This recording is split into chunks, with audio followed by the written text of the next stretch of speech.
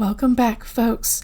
Today I am looking into the end of Foodie Beauty's YouTube career, and I'm using my 7th Sphere Lenormand cards. The box is kind of worn, so the details aren't really there anymore, but I got those from Labyrinthos if you are curious into getting those for yourself. So I'm choosing to use a 9-card spread, a 3x3 spread when it comes to kind of analyzing what the end of her career on YouTube will be like. So this is also known as a portrait spread, and I'm just going to get into it.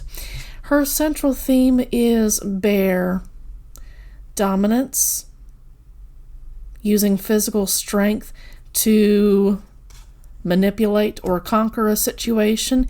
It can also point to abuse, depending on the context cards around it. And I'll get more into the abuse in just a second. I've got a 9-card spread and then a 7-card spread. When we have the bear alongside, and I'm looking at the horizontal level right now, here's what my cards look like. There's Foodie Beauty, there's Animus, and then there's Mountain. Difficulty when it comes to conquering what it is that she wants. Consistently, her difficulties conquer her. It doesn't matter how she tries to strong-arm things in her favor. It doesn't work because she doesn't have the mental capacity to get over these difficulties. I'm not trying to be insulting towards anybody. I'm communicating what Spirit is telling me through these cards. So Foodie Beauty's always been this way in her past. She has heart, and when I say the past, I'm looking at the left vertical row. This is what I have. She has always found her journey towards trying to find love to be a difficult one. It's always been this way. There's a lot that goes on behind closed doors that she doesn't let us see. And I'm also seeing like that's happening right now because I'm asking about a future situation. What will the end of Foodie Beauty's YouTube career look like? This can be seen as the present, or at least the preparation for the outcome. So, deeply burdened, I dropped her. Deeply burdened about what goes on behind closed doors. This is about burdens. This is being burdened by lies, because in this case, the cross lands on the house of the snake, which is telling the audience one thing and then the reality actually being something new. This lands on the house of the rider. I kind of wonder if this isn't engagement, like Salah becoming engaged or getting married to somebody else, basically saying it's over with food, like it's over with Foodie Beauty, like this whole charade for cash, by the way. It's over. And I wonder if that isn't kind of where possibly she could become so embarrassed that she leaves for a little bit. But I'm looking more towards how this is going to end. And this is interesting. Well, actually, it should look like this. So first of all, on the top row, when we're looking at the middle lane, middle column, which is where the present reality of the situation that I'm talking about would appear. So that's the destruction of a foundation that she has used to pull around a whole lot of weight on YouTube. Like she has stuff, whenever it seems like she gets away from karma, she isn't, by no means. Things are closing in on her. You can see that in what's leading up to this present situation, the destruction of her foundation. She won't be able to use her clout anymore to get what it is she wants, because it'll be destroyed. It just won't be there anymore. She's taken a long time to build this up, to establish herself, but just as easily it can be torn down. There is nothing impervious to karma. That would be her present reality. The circumstances of her YouTube channel ending or her YouTube career ending is because it's no longer, she doesn't have any more power in that direction. Really, the whole reason she's been on YouTube is not just for the fame and attention, but also the power that fame and attention have been giving her. Once that power is taken away, people, I see that being slowly taken away too. So with the mice, they don't eat the whole elephant all at once. They do it over time, and that's kind of what I'm seeing right there, is gradually her clout is just going to wane, and then after everything ends, once it starts to wane, she's going to want drama, but it's going to be difficult, if not impossible, to find because people will have moved on. I wonder if the Kuwaiti arc won't be boring for so long. Well, okay. It feels like it's just going to bust. The drama's going to go everywhere. I'm just seeing an incredibly messy situation, what you would expect to get with birds. And it's just kind of hard to get over that peak. And she's going to want things to go back to all the drama. Please talk about me. But it's just not going to be the same. I'm getting Crackhead Olympics 2.0. That it's going to get absolutely crazy in Kuwait between Chantal and Salah. Interesting. It's not showing right now, and it won't show immediately once it starts to happen, but Chantal does not keep quiet about big dramatic things behind closed doors. She has a loud mouth. You've kind of seen eruptions of her anger, her irritation, and that's when things kind of leak through. And the audience who know to watch for signs and signals can see that something's going on under the surface. But she's hiding pretty well for right now what exactly is going on behind scenes. She lands on the house of the house, which is about what people can't see. The blinds are closed. You can't necessarily see straight into the house. It's meant to hide things that she doesn't want out there.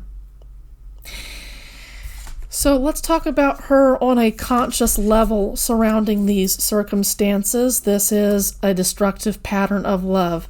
And it's almost like she feels that drama is love and why she's going to want it back so badly when it leaves. When I see that in the future, she loves the drama. It's a form of affection for her. She'll tell reactors, content creators around her to fuck off all the time and, oh, I've closed the comments because I just don't want the drama.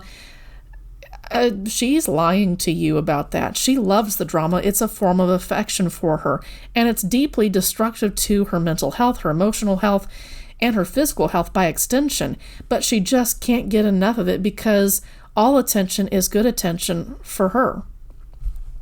That's where she is consciously. And because it's like a conscious level, she might joke about it and talk about it. It's not subconscious, which tells me that she knows what she's doing. This is deliberate. But it's such a shallow thought process around this. If she were to think that deeply at all, she would ask herself, is this actual self-love? Does this actually feel good? And the answer that she would most probably come up with if she were thinking would be no, it doesn't feel good. But it's just like she's one of those mile wide, inch deep kind of people. She's shallow. She never learned to spiritually, emotionally, mentally mature. So she just kind of stays there. Yeah. And I've talked about how she has difficulties with being a dominant figure. She wants to be dominant so badly. She wants to be the main character in the love story, the love triangle. She wants to be the main character in her family's lives, her friends' lives. And no matter what, it just makes things more difficult for her, and she doesn't understand why.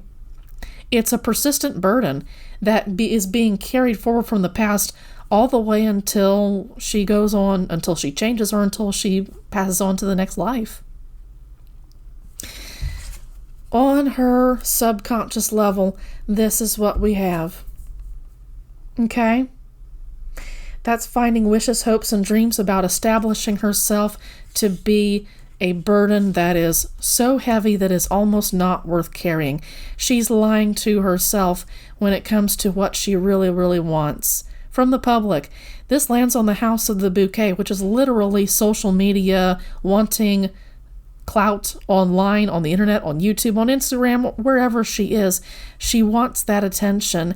But this, it's dead. She can't have this. This lands on the house of the coffin. It is dead. It is buried. Any chance that she was going to have towards having her dreams come true, it's long, long in the past. It's like Cokie 0.10 era, just like really fucked things over for her, and she's never going to be able to recover. She just became known as that drama attractant, and that's it basically for her. Yeah, I'm looking at her corner cards to get more context. She can't get away from how heavy her wishes, hopes, and dreams feel around her because she can't have them.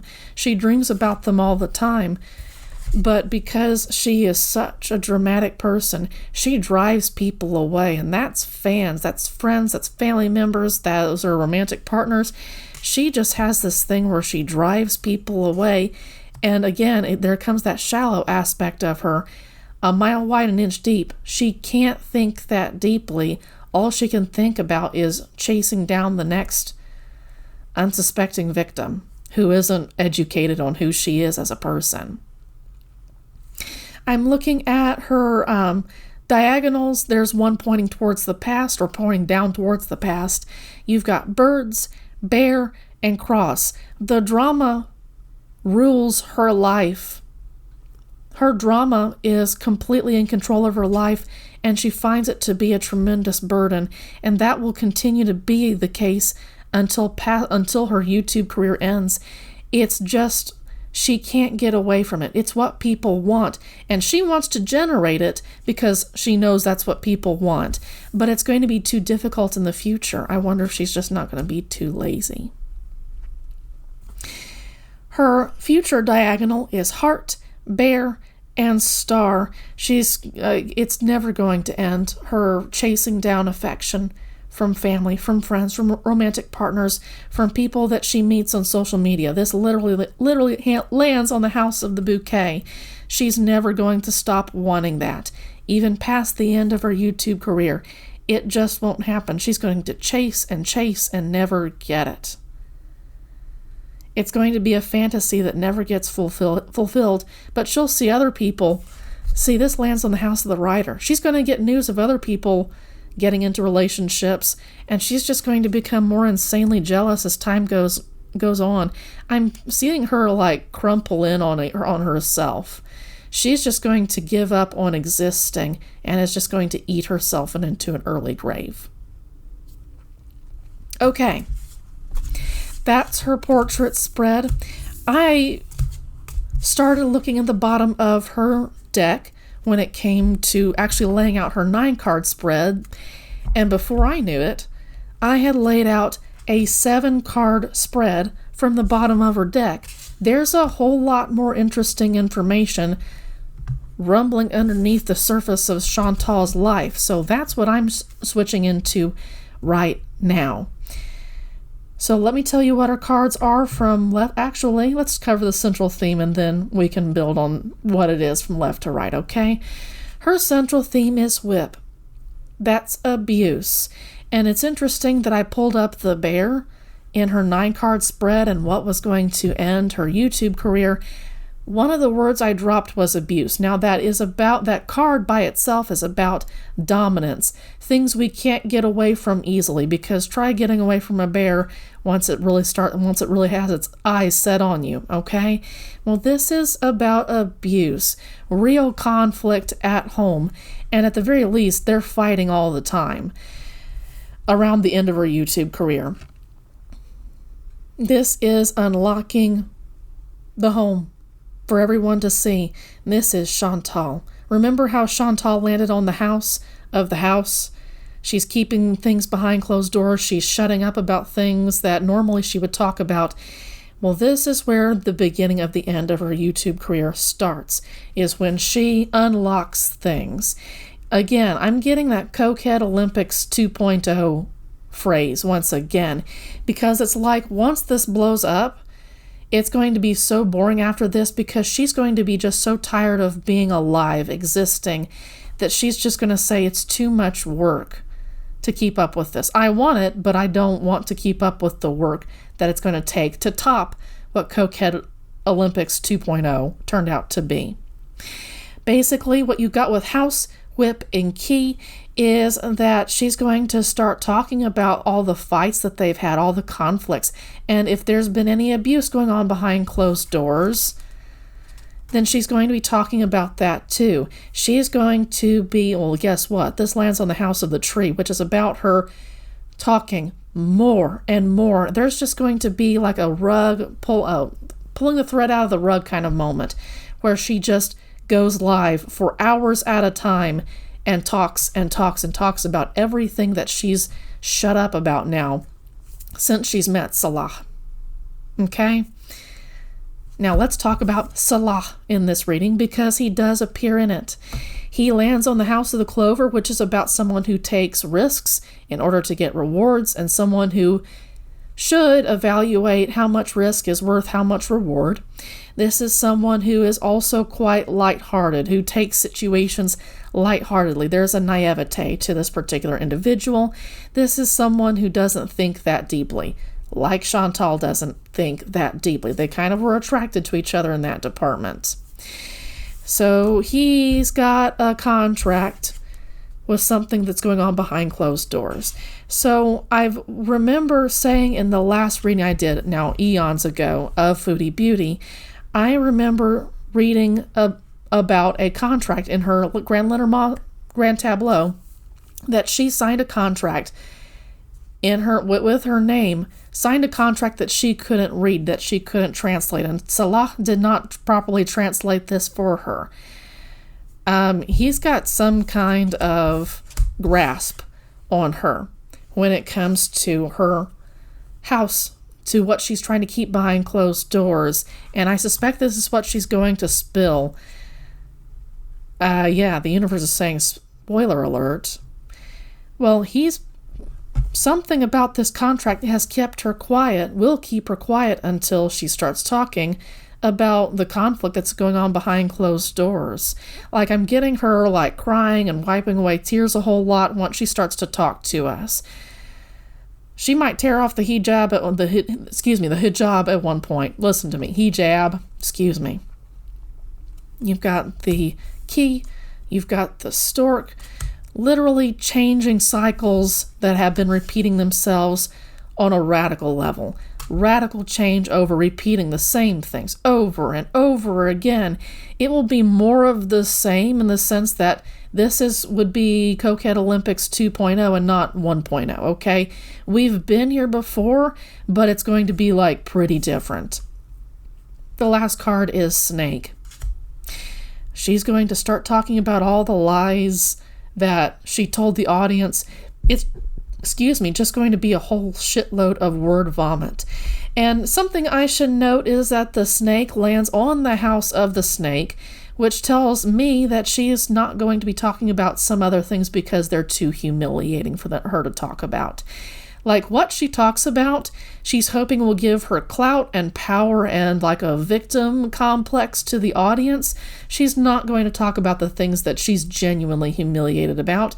And there might be some real lies that she tells because it makes her look good. Exaggerations at the very least. But lies on lies, you can bet that this is what you'll see when she actually starts to talk about what went on behind closed doors with Salah, and that's going to be the beginning of the end of her career. Again, with that shallow mindset, she doesn't see how she repeats cycles over and over and over. This is the stork landing on the house of the clouds, not being able to see clearly the cycles. She just does. She just acts on instinct and goes to the North Pole, the South Pole, the North Pole, the South Pole, year to year to year. It's all the same, just with slight differences here and there. Like I was saying earlier, this is going to grow tremendously in the sense that she's just going to spill word vomit. Almost everything. Not everything, okay? We said lies on lies earlier. This is what goes on behind closed doors. Conflict, abuse, and she's been on this journey of keeping things behind closed doors now since the beginning of the relationship with Salah. This was always a risk that she was going to be taking, and it's always been much more risk than it ever has been reward. In fact, she's gotten whacked many, many times in ways that might be about what she chooses not to talk about. Right? She's lied to you about what she's signed because, again, she's too humiliated about it. However, the letter lands on the house of the writer, which tells me that it is going to come out. Whether, Salah might say something. He might say, well, fuck you too. I'm going to spill my own stuff. I'm going to go onto Instagram Live or something, and I'm going to spill my own shit. That might be what contributes to Cokehead Olympics 2.0, but I get he's a little bit more concerned about humiliating his family. His tribe, so to speak. Never was Chantal. This particular guy has done this before, and he will do it again. He's not someone who thinks very hard. He just does. He doesn't think deeply. He doesn't feel deeply. He's just concerned about money. This is that lighthearted aspect to him doing the same thing over and over again. Doesn't see it, doesn't care to see it. And that's pretty much it. I've already discussed these two cards together, how she's just going to unlock the house of secrets about all the fights, all the conflict, all the abuse. Once again, if there was any that went on behind closed doors, word vomit all over the place. I wonder if Salah isn't going to run away, but not after he spills some really humiliating stuff about Foodie Beauty, because he's going to want to strike back at her. Okay, I'm going to end the reading there. Thank you so much for watching. Please take care.